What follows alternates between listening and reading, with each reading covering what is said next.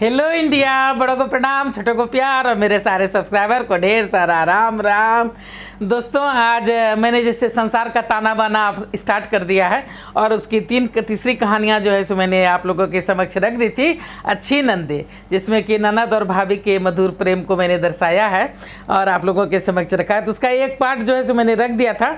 अब दूसरा पार्ट जो है सो आज आप लोगों के समक्ष रख रही हूँ, अच्छी नंदे। अब देखिए कैसा लगता है, नहीं लगता है तो इसको प्लीज़ लाइक कर दीजिए, सब्सक्राइब कर दीजिए और मेरी थोड़ी सी मदद कर दीजिए। अभी तक जैसे मैंने आप लोगों को बताया कि सरिता और सत्या जो है सो एक भाई एक बहन है और सत्या की जो है सो शादी हो गई है। शादी के 5 साल के बाद उसको बच्चा होने वाला है और उसकी पत्नी जो है पिंकी, उसकी माँ का जो है माता पिता नहीं रहे, मतलब माता जो है माँ तो चल बसी और पिता जी भी दोनों की डेथ हो गई है और भाई लोग से उतनी बनती नहीं है, भाई लोग जो है सो उतना नहीं करते हैं। तो इसलिए पहला बच्चा होने वाला है शादी के 5 साल बाद। तो ननद जो है सरिता वो अपने मैके गई हुई है पूरे 3 महीने के लिए अपने बच्चों और पति को छोड़ के। तो यहाँ तक मैंने आप लोगों के समक्ष रखा और वो जो है सो नाश्ता चाय जो है सो पिंकी को देती है और बोलती है कि तुम यहीं पे बैठ के खाओ और अब मैं जो है सो मिस कॉल दे देना जब तुम्हारा नाश्ता चाय हो जाएगा। तो आज से बिल्कुल आराम, तुमको कुछ नहीं करना है।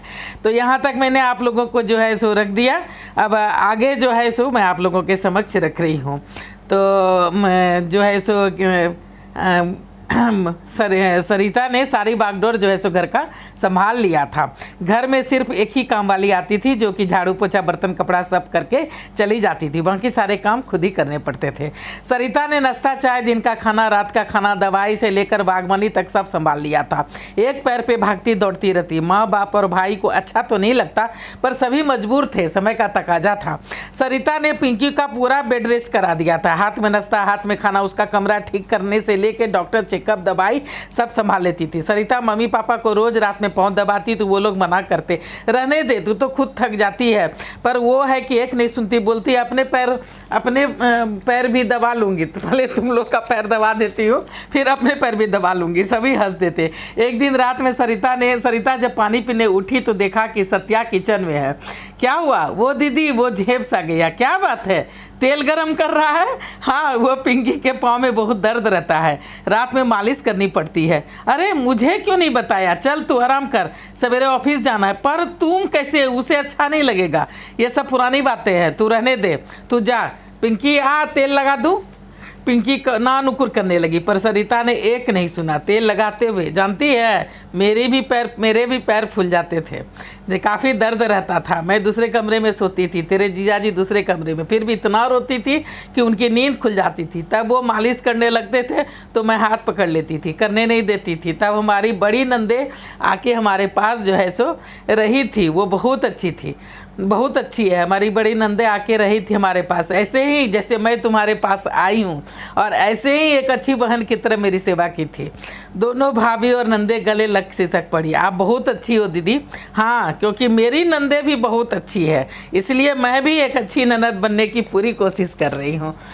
2-4 दिन के बाद सरिता का फ़ोन बजा। जी दीदी, प्रणाम दीदी। दीदी की बच्ची तू मायके गई है और बताई नहीं? जी, पूरे 5 साल बाद खुशियाँ आने वाली है दीदी, पिंकी को आशीर्वाद दीजिए। हाँ, ढेर सारा प्यार करना उसे। कौन सा महीना चल रहा है? 9वां घुस चुका है। अच्छा, तब तो तुम्हारा वहाँ होना ज़रूरी है। तू घर की चिंता मत करना। वो तो राजेश का फ़ोन आया था तब सारी बात पता चली। मैं घर आ रही हूँ, बस पे बैठ गई हूँ। पर दीदी आपकी तबीयत ठीक नहीं रहती, सारा इंतज़ाम मैंने कर दिया है। ठीक है, मानती हूँ, मेरा घर संभालने बहू आ गई है, पर इतनी बूढ़ी भी नहीं हुई हूँ कि अपने बच्चों की देखरेख नहीं कर सकती। मैं पूरे 2 महीने रहूँगी और फिर छोटी आ जाएगी। तू अच्छे से वहाँ का काम संभाल लेना। जी दीदी, आप बहुत अच्छी हो। ठीक है, ज़्यादा मक्खन नहीं लगाना। मम्मी पापा को मेरा प्रणाम बोल देना। तबीयत तो ठीक है ना उनकी? हाँ दीदी, प्रणाम दीदी, खुश रहो, रखती हूँ। बस खुल गई है, फिर शोर में कुछ सुनाई भी नहीं देता है मुझे। ठीक है दीदी, रास्ते में अपना ख्याल रखना। मतलब कि सरिता की ननद जो है सो जब जानी कि सरिता जो है सो अपने मैके गई है तो उसकी बड़ी ननद उसके पास, उसके घर मतलब पहुंच गई है, मतलब अपने मैके वो भी जा रही है वहाँ का देखभाल करने के लिए।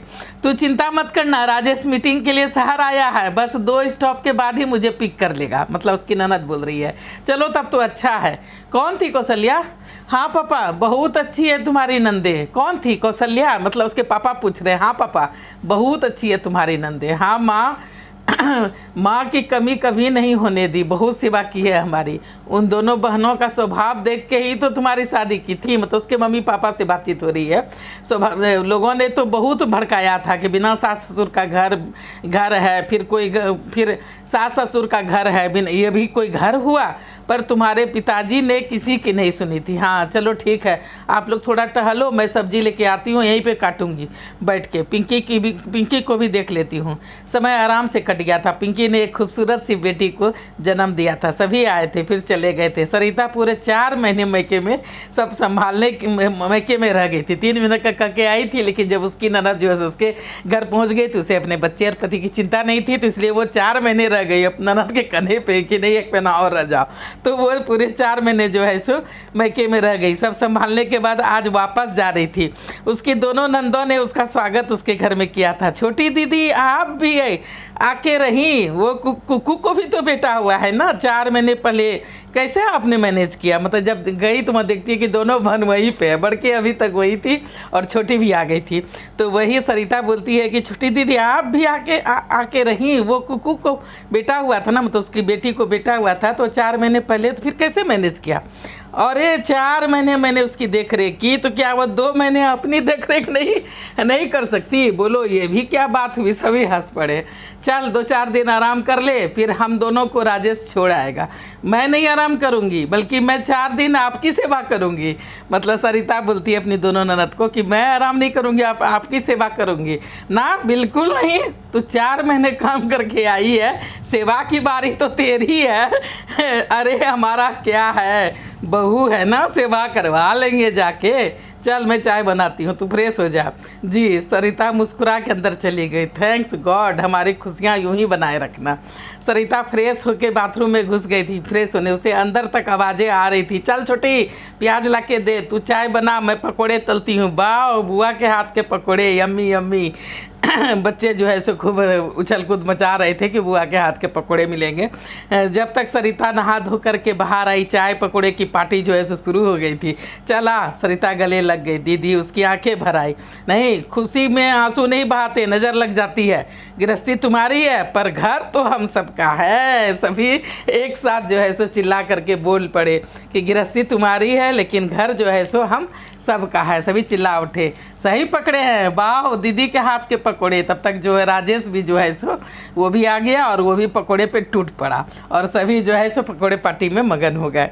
तो दोस्तों ये मैंने संसार का ताना बाना का दूसरा पार्ट अच्छी नंदे आप लोगों के समक्ष रखा।